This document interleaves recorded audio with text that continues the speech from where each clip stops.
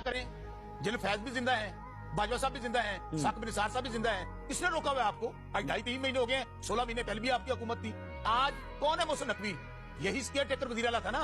आज कहाँ का वजीर दाखिला है जिसने जुल्म और जबर किया? और इसकी कहानी किस किसने नहीं लिखी? इन्होंने मौलाना फजलुर रहमान साहब की बात की। आज मौलाना फजलुर रहमान साहब तो हमारे साथ खड़े हैं, इनके खिलाफ हैं। वो कहते हैं कि इन्होंने रिजीम चेंज किया था, इन्होंने स्पॉन्सर्ड थी वो तहरीक अहमद। आज महमूद अतीक नहीं सब क्या कह रहे हैं? कह रहे हैं ये सब लोग जालसाजी के जरिए इक़्तिदार में हैं। कहने का मकसद सिर्फ ये है कि बातों को इस हद तक ना ले जाएं कि अगर अवाम ने आपको रिजेक्ट कर दिया है, अवाम आपकी शक्ल नहीं देखना चाहते, अगर मियां नवाज शरीफ हार गया है, सबसे बड़ी बात यह है, मैं चैलेंज देता हूं भाई, अगर आपके पास अवाम की सपोर्ट नहीं रही तो फ्रस्ट्रेशन इस लेवल तक है कि आप हमारे ऊपर हमले करवाने शुरू कर दें। अब मैं आपको फिर कह रहा हूं मंसूर साहब, अगर मियां नवाज शरीफ हार गया है, मैं आपके प्रोग्राम में चैलेंज से कहता हूं आप उनका हल्का खिलवा दें। अगर मरियम बीबी हार गई है तो इनका जीता कौन हुआ है?